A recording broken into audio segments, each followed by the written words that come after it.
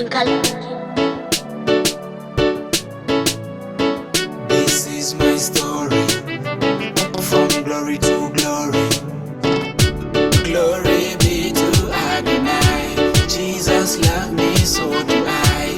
Great is his love unto I. Jesus died for you and I, rose in victory for you and I. So let's sing and testify.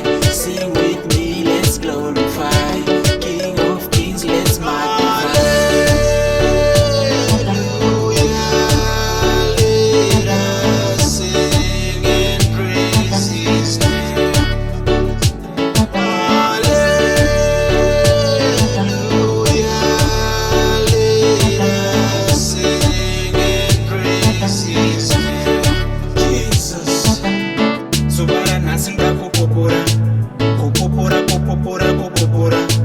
Makandichengeta kuva ndichikura, makandipa zvese zvandaikumbira. Pasi chokore zvivi ndimi makandikumura, kana miyedzo nhasi uno inoigurira. Hapana kana munhu anokwanisa kundifurira, saka nenziyo ndasarudza kuda kushumira.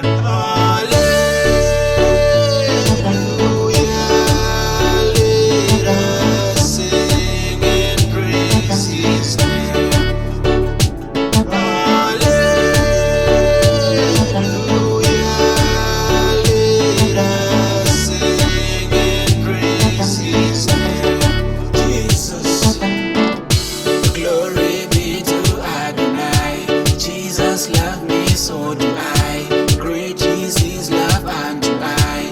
Jesus died for you and I, rose in victory for you and I. So let's sing and testify. Sing with me, let's glorify. King of kings, let's magnify.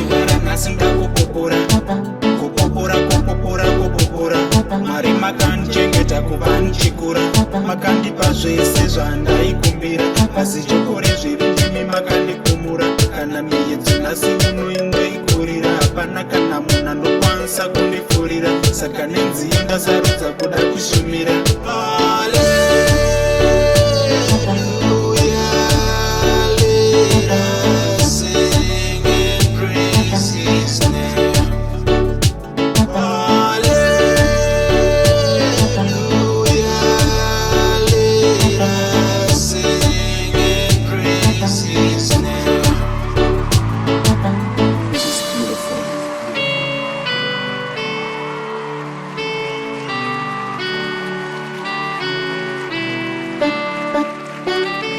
Bye.